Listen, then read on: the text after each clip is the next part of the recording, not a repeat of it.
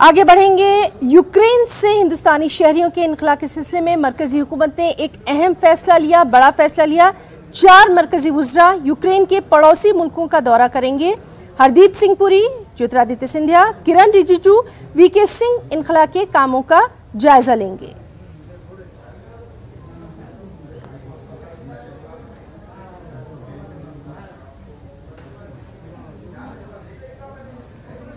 और यूक्रेन से हिंदुस्तानी तलबा की वापसी का सिलसिला भी लगातार जारी है। यूक्रेन में मुकीम हजारों तलबा को हिंदुस्तान वापस लाया जा रहा है। रोमानिया और हंगरी के जरिए यूक्रेन में फंसे हिंदुस्तानी तलबा को मुल्क वापस लाया जा रहा है। 5वीं फ्लाइट के जरिए 249 तलबा को हिंदुस्तान लाया गया है। एक रोज कबल 3 तैयारों के जरिए 688 तलबा को वापस लाया गया था। हुकूमत ने इस बात का यकीन दिलाया है कि यूक्रेन में फंसे हिंदुस्तान के तमाम तलबा को बहिफाजत वापस लाने के लिए हर मुमकिना कोशिश की जाएगी।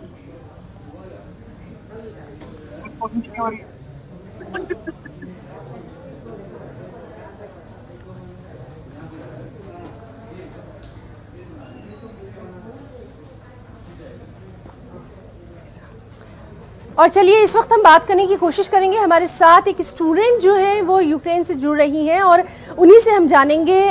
रिजा, हम आपका न्यूज़ 18 उर्दू में बहुत इस्तकबाल करना चाहेंगे। इस वक्त फौरी तौर पर हमें बताइए कि आप कहां पर मौजूद हैं, वहां पर क्या कुछ हालात।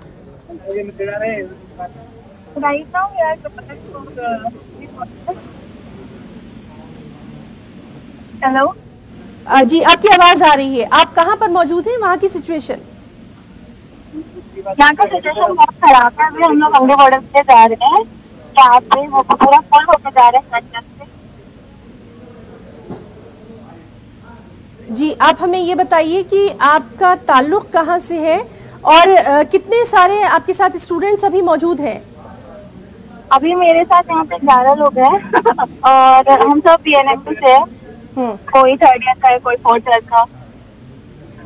हम सब यहाँ पे उधर रोड रेलवे स्टेशन पे सुबह से आके फंसे हुए थे। यहाँ पे कोई फैसिलिटी नहीं है, कुछ नहीं है। इमिग्रेशन पे लोग बहुत टाइम ले रहे हैं। लाइक हमें कोई आइडिया ही नहीं है स्टे लाइक फॉर नाइट और 1 डे 2 डे। तो ये लोग कुछ नहीं कर रहे, जो कर रहे हैं तो हम ही लोग कर रहे हैं। रिजा, आपसे ये भी जी रिजा, आपसे जानना चाहेंगे आपका ताल्लुक कहाँ से है और क्या आप अपने पेरेंट्स के साथ भी कांटेक्ट में हैं? या मैं MP से हूँ, जबलपुर सिटी से। आपके पेरेंट्स के साथ आपकी बात हुई है? जी हाँ।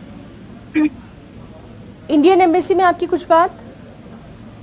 इंडियन एम्बेसी में बात है, वो लोग बोलते प्रोसेस कर रहे कब क्या होगा। अभी आप लोग जहाँ पर हैं, किस तरह की वहाँ पर आपको दिक्कतों का सामना है, मुश्किलों का सामना? हेलो मैम, मेरा नाम सुलेमान शेख है। मैं मुंबई महाराष्ट्र से हूँ। जी जी जी। मैं यूक्रेन में पढ़ता हूँ, MBBS से स्टडी कर रहा हूँ, 3rd कोर्स से हूँ। विनेट्सा नेशनल मेडिकल यूनिवर्सिटी में पढ़ता हूँ। जी मैम, दिक्कतें तो पूछिए मत। दिक्कतें के लिए खत्म नहीं हो सकती। बहुत बहुत बहुत दिक्कत यहाँ पे स्टूडेंट्स को। हर बॉर्डर पे दिक्कत है, चाहे वो पोलैंड का हो, हंगरी का हो, स्लोवाकिया का हो या फिर कोई भी हो। जी, इंडियन एम्बेसी कुछ नहीं कर रही है मैम। हम हम आपको ये बताना चाह रहे हैं कि लगातार वहाँ के हालात में नजर बनी हुई है। आपकी बात जो है वो गवर्नमेंट तक भी पहुंच रही है। यहाँ से कैबिनेट मिनिस्टर्स भी वहाँ पर जा रहे हैं।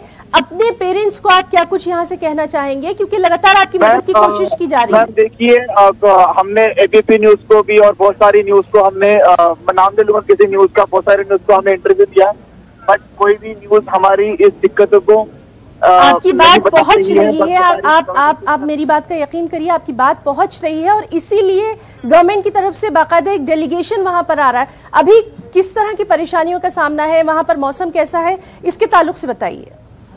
मैम, मौसम तो यहाँ पे देखिए टेम्परेचर काफी डाउन है, ठंड है बहुत ज्यादा और बहुत ज्यादा भीड़ है मैम। बच्चे बाहर खड़े हैं, वो है छत में, बच्चों को ना खाने को है ना पीने को है।